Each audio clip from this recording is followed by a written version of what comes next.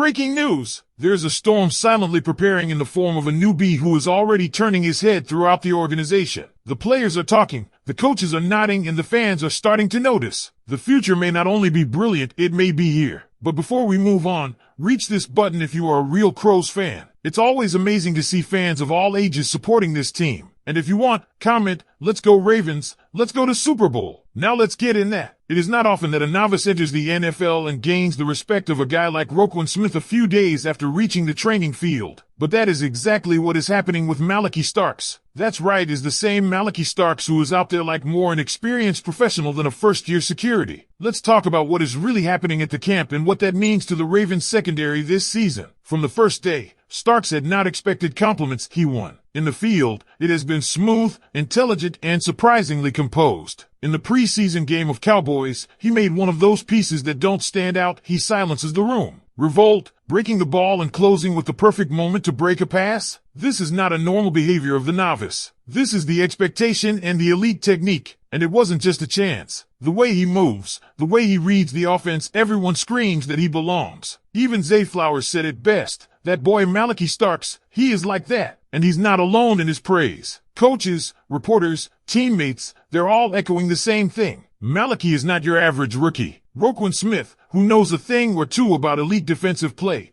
broke it down beautifully. He talked about Starks' maturity, how rare it is for someone to start at Georgia as a freshman, and how Malaki approaches the game every single day with a level of professionalism you just don't see in rookies. Roquan even said, "I wish I was like that as a rookie." That's not just a compliment, that's a high-level endorsement from one of the best linebackers in the league. He went on to explain how much easier it is for him to do his job now that he knows there's someone reliable behind him. That kind of trust doesn't come easy. Last year, Roquan didn't have that. Early in the season, he was covering too many bases, his own assignment, and worrying about others. That split focus hurt the defense. But now, with Malaki in the back, things are clicking. And it's not just the secondary that's leveling up. On the defensive line, another name is demanding attention, Aeneas Fub Peoples. An undrafted defensive lineman, Fub's film against the Cowboys lit up. He was relentless, constantly in the backfield, disrupting the quarterback, and wrecking plays before they could even develop. This guy is the kind of sleeper talent that fans love to root for, raw, explosive, and full of upside. Think about what this means for the Ravens' pass rush unit. Just imagine Fub lined up next to Justin Matabike or Travis Jones,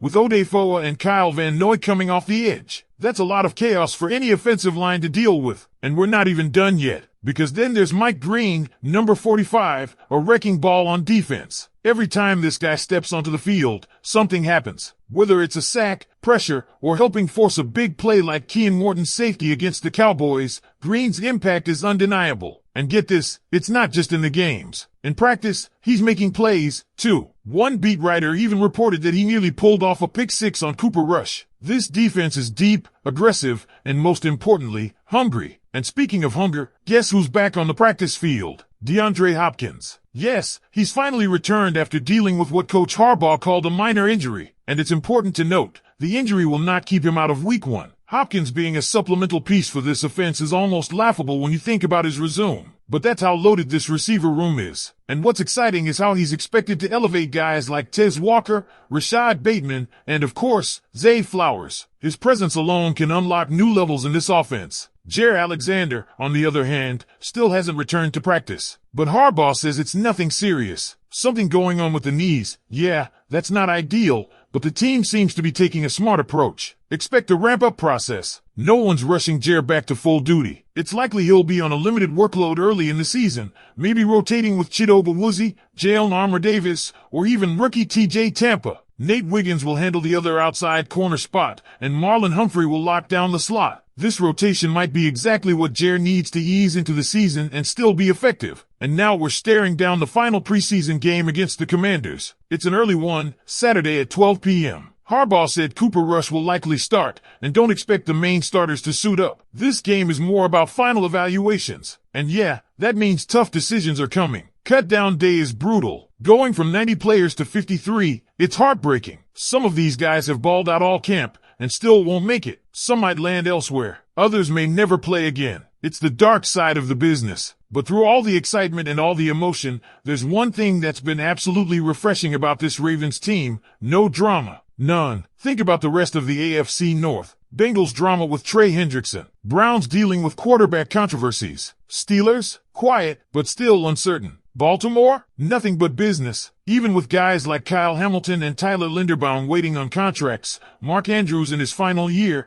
and Lamar's massive extension looming next season, the Ravens have kept it all in-house. Focused, united, that matters, because what we're witnessing here might just be the early chapters of something special. The kind of storyline that builds week by week, with fans looking back months from now saying, yeah, we saw it coming. But here's the truth. If Starks continues on this trajectory, he could become a cornerstone of this defense not in 2 or 3 years, but this year. That's how mature, how ready, how impactful he's already been. And pairing that with what Roquan Smith has already established, that could be the most dangerous linebacker-safety tandem in the league. And while Malaki Starks might be the headline, don't sleep on the supporting cast around him. This defense is deep in a way that hasn't been talked about nearly enough. Everyone knows the names like Kyle Hamilton and Marlon Humphrey, but now you're adding these guys like Peebles, Green, Tampa, players that bring real speed, versatility, and a mean streak that matches the city's attitude. These aren't just depth guys. These are future starters, and we're already seeing the flashes. Mike Green, for example, isn't just generating preseason hype. He's performing with a chip on his shoulder. He looks like someone playing with purpose. Every rep, every snap, every rush, he's attacking, and there's no sign of him slowing down. If he continues this pace into the regular season, he's going to be a name we talk about all year, a guy offensive coordinators start game planning for. And that's what makes this so scary for opponents. These aren't isolated performances. These are patterns. These are young players developing chemistry,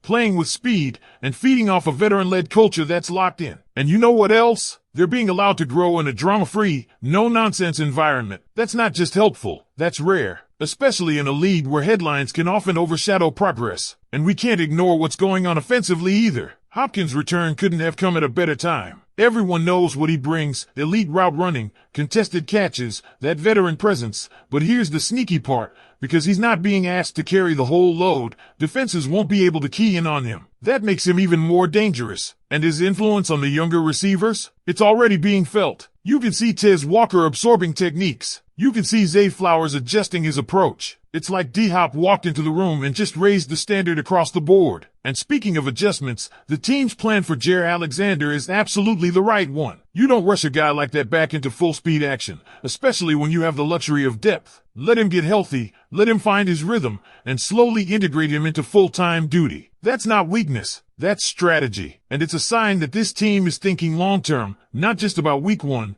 but about January. Let's also take a moment to appreciate just how rare this no-drama environment really is. No holdouts, no distractions, not even whispers of discontent. That's a testament to leadership. John Harbaugh has his team focused, unified, and ready. And that's something the rest of the division can't say. Between Trey Hendrickson's frustrations in Cincinnati and Cleveland's messy quarterback situation, other teams are dealing with headaches. The Ravens? They're just getting to work. It's one of the reasons why players want to come here. Why veterans like Hopkins saw Baltimore as the right fit. Why guys like Roquan Smith and Lamar Jackson continue to buy in. This culture is built to win. It's not about flash. It's about focus.